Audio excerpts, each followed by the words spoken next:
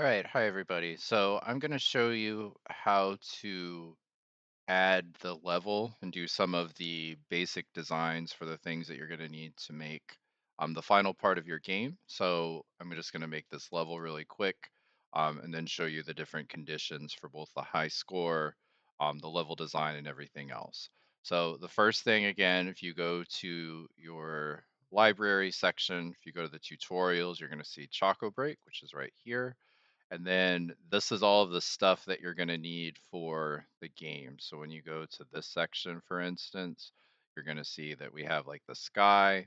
I'm going to go ahead and add the different elements for the level, which are going to be the walls, which are right here. I'm going to add the player object, which will be right here. I'm going to go ahead and pick one of these, although the object doesn't matter. And you may want to make this a little bit bigger just so you can see it better. There's also these elements here, which are the lives. Remember that this is just a board. So this is just a sprite where you're going to put these objects when you get to that section, which is right here. And you can always make this look a little bit better. I'm just getting them on the screen for our conditions. And then the other things that I need to add are going to be, and you can see this here, I'm going to add the score object, which is right here. And you can just place it in this grid. I'm going to move it so it's a little bit easier to see. And then if you also go to insert a new object, you're going to see that we have lives as well. Okay, so if I double click it, and we're just going to start with 3 lives to make it a little bit easier. And now I'm kind of ready to get my game started. So some of the first things that I'm going to do is with the ball. If you go to the motion, so again, if you click on the object and you find your properties, typically it's on the left side, but if you right click, you can also properties right there. Right now it's at static, so I'm going to change this to bouncing ball. Another thing that's going to happen is when the game starts, you're only going to want to move it a couple of directions. Like you want it to move up so that it doesn't like, fall off the screen immediately. So you'll see that if you click on these initial directions, you can change the circle. And I'm just going to have it move up in these 3 directions, just like this. Okay. All right. And then from there, I'm going to click on my character. And my character, again, is static. You can change it to be like 8 directions, but for the purposes of this game, I'm going to use the mouse controlled, which is right here. And then another thing to remember is that when you click it and you click edit, you want to sort of edit. This is called a bounding box. So you want to edit it so that it looks something like this so that your player can't move too far around the frame. And then once you've done that, you're going to see the option here. So again, I have this with edit, and then you will also see this screen, hopefully, and you can just hit OK. All right.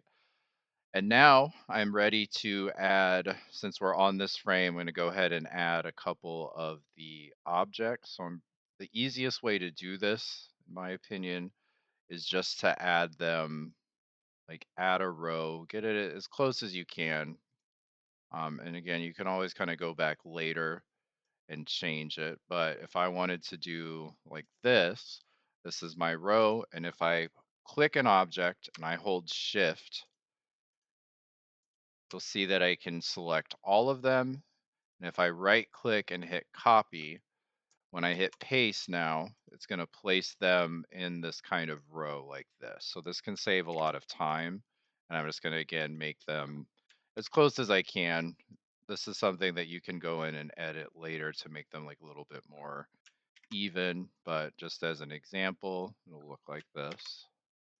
Okay, so let's just say this is what we have. All right, and now we're ready to do the conditions. So the first thing I'm going to do is create all of my collisions.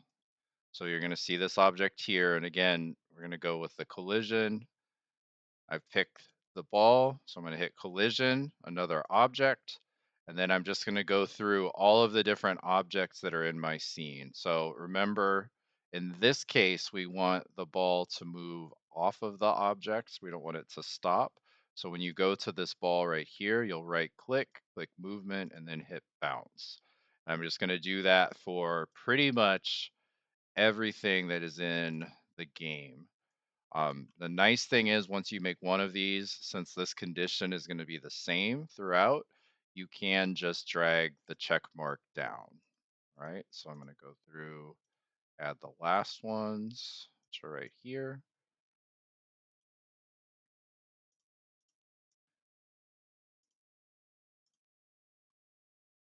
And there I have that. Another thing that you'll want to do is because our mouse is controlling the character, we don't want it to, we want to be able to close the game without using the mouse. So the way to do that is you'll see this section right here. If you click it, go to keyboard and then hit upon pressing a key, it'll ask you what key that you want to press and the screen will look like this. I'm going to hit escape. And then the next column, you'll see it right here. It says storyboard controls. You'll right click and then you'll see this option to end the application. So we'll do that. And then the final things, at least for this level, are that we need to have it so that when the ball hits the blocks, that it does a couple of different things. So the order of this really matters. The first thing is that you are going to want the ball to bounce off of the chocolate or off of the block. The second thing that you'll want to do is destroy the block. So if you go to this column here, you can right click, hit destroy. And then the last thing is we want it to add to the score. So the score object is a little bit different. A lot of people want to go right here, but it's under this player one joystick. And if you right click, you'll see score and then add to score. And I'm going to keep this pretty easy. I'm just going to type in one. Okay. All right. Now, the most challenging part of this game is the lives. So if you click, what we have to think through is that when you have the ball and it goes past the character, that should take away a life, and then the ball should respawn so that the player can keep playing the game until they run out of lives or if they get rid of all of the blocks. So if I click this ball, you're going to see this option, and this is new, where it says position, and then I'm going to click test position. Okay. And it's going to ask you like where do you want this, like where is this object going to be that you want this condition to occur. So if I hit this down arrow, which means it's right below it, when it hits the bottom of the frame, you're going to see it says this leaves the play area at the bottom. And we have a couple of things that we need to do. So the first is we need to destroy the ball. The second is that this is going to, you'll see under this player one, it says number of lives, and then it's going to subtract from the number of lives. I'm going to type in one. And then lastly, we need to make another game object. So if I go to this column, it says create new objects. I'm going to right click. I'm going to hit create object. And then I'm going to find the ball, which is right here. I'm going to hit OK. And we want to be careful because we don't want to click on this actual object because it'll put this into a loop. So what I do is I just click right here, something like that. And you'll see this option, and then I'm going to hit OK. All right.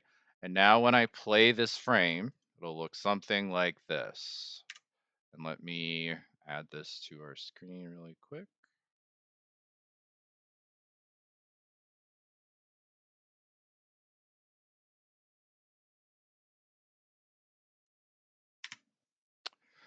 All right, so what you're seeing now is that it's going to kind of continue moving around. Now, again, I'm not moving this too much, like I'm just kind of doing this. Now, the only thing that we need to happen is once it is finished, we need this to actually go to the next frame.